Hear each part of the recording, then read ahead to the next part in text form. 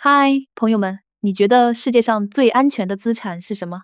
很多人可能会说美国国债，毕竟美债背后站着的是全球最大的经济体，最强的军事力量，200多年来从来没违约过。但在过去几年，全球的央行们用脚投了个票，他们不是嘴上说我们要多元化，他们是真金白银的在买金，不是比喻，就是在买黄金。2024年，全球央行净购入黄金1136吨。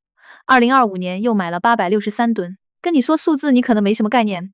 863吨黄金什么体量？差不多30多辆重型卡车的满载量。而2025年金价最高冲到过5500美元一盎司，全年涨幅超过60%。从2020年初到现在，金价从1560美元涨到了4500多美元，翻了将近3倍。那问题来了，央行不是应该最理性、最冷静的吗？他们为什么在黄金已经涨了这么多之后，还在拼命买？这不是韭菜行为吗？咱今天就把这个问题一层一层剥开。那第一层，咱先看最表面的，央行买了多少，什么时候开始买的？你看金价走势特别有意思，从2020年初1560美元，中间因为疫情和战争等因素冲高又回落，到2022年基本在1800美元左右。真正开始加速是从2023年底2032美元，一路干到2024年的2641美元，涨了30%。到这儿你可能觉得已经挺猛了。但2025年才叫真正的核爆，年初2710美元，3月份3200美元，9月份4053美元，12月干到4744美元，2026年1月份更是冲到过5020美元。那央行们的购买节奏呢？2022年是一个分水岭，在那之前，全球央行年均购金大概在500吨上下，2022年之后直接翻倍，连续3年超过1000吨。而且世界黄金协会做了一个调查，95%的央行表示未来还要继续增持，95%在投资里叫强烈的方向性共识。你看这个时间线，2022年开始疯狂买，2023年底金价加速涨，央行先买，价格后涨，不是金价涨了央行去追高，是央行的持续买入本身就是推高金价最重要的力量之一。那包第二层为什么要买？什么触发了这个分水岭？这个问题的答案指向一个具体的事件。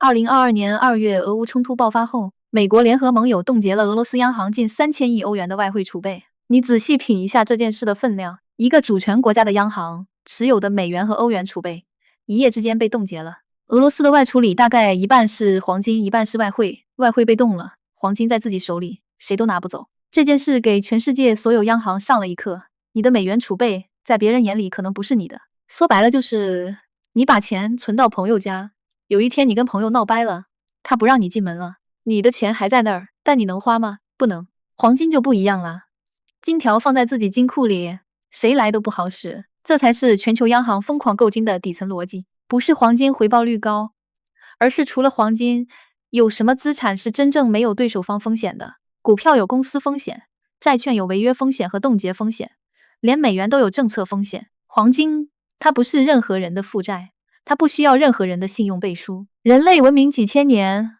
能一直保持这个地位的资产，只此一个。那第三层更有意思了，谁在买？买的力度和动机一样吗？你可能会觉得是中国和俄罗斯在买。没错，中国央行从2022年11月开始连续18个月增持黄金，到2025年黄金储备已经超过2300吨。俄罗斯更激进，黄金储备占其国际储备的比例从2014年的不到10%，一路飙升到2025年底的42%，创下1995年以来的最高水平。但如果你以为只有反美阵营在买，那你就是想简单了。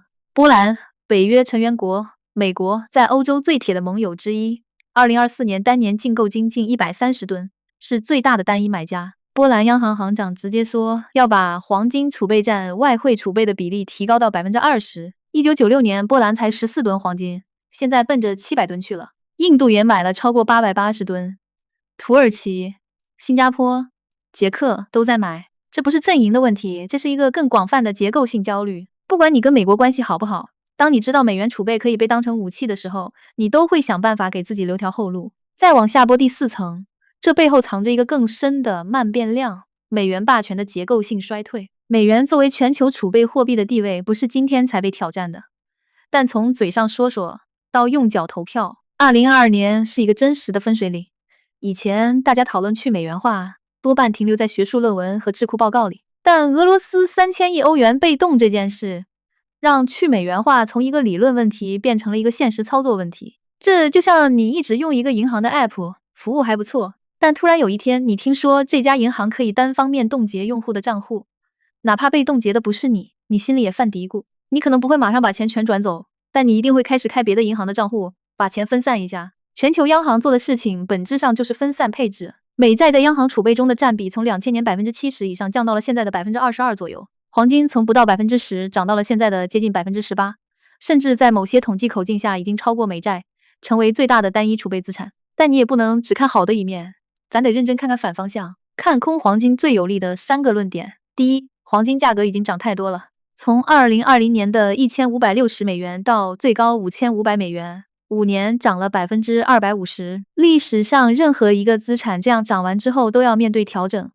2026年初，金价已经从高点回落到了4500美元附近，跌了将近20%。第二，如果美联储维持高利率甚至加息，持有黄金的机会成本会大幅上升，黄金不产生利息，而美债现在收益率还有4%多，你每持有1年黄金就等于放弃了4%的无风险收益。第三，去美元化是一个以10年为单位的慢过程，中间的反复和波动可能很大。如果地缘政治突然缓和，美元重新走强，金价可能面临更深的回调。这些反方论点不是没道理的，但我想说，这3条看空逻辑有一个共同的问题，他们都在用投资品的框架分析黄金，而央行买黄金的逻辑是储备资产，投资品看的是价格涨跌，储备资产看的是安全性和独立性。对央行来说，哪怕金价跌了20%，只要在危机时刻黄金还能被用来结算，还能被用来支撑本币信用，那它的核心功能就没有丧失。看到这里，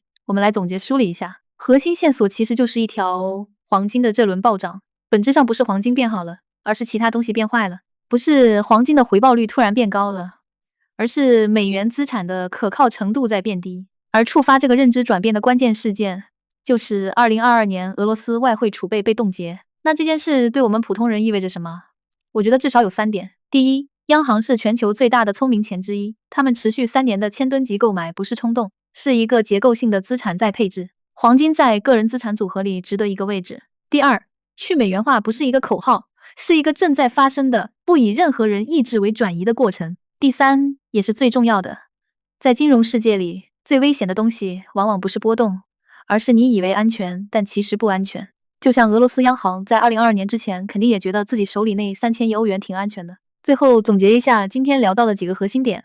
第一点，全球央行购金从2022年开始翻倍，连续3年超1000吨，2025年863吨，95%的央行还要继续买。第二点，催化剂是俄罗斯3000亿欧元外储被冻结，美元储备的安全性被证伪，黄金成了唯一的零对手方风险资产。第三点，买家不只是中俄、波兰、印度、土耳其，甚至新加坡都在买，这是全球性的结构焦虑，不是阵营站队。第四点，慢变量是美元霸权的结构性衰退，美债在央行储备中的占比从70%降到22%。第五点，反方向风险真实存在，金价已从高点回落近20%，高利率环境下持有成本不低。但如果把黄金看成储备资产而不是投资品，这些风险的权重就没那么大。怎么样？下次有人跟你聊黄金，你就可以跟他说，不是黄金变好了，是别的东西变差了。这才是央行买金的全部逻辑。好，今天就聊到这，拜拜。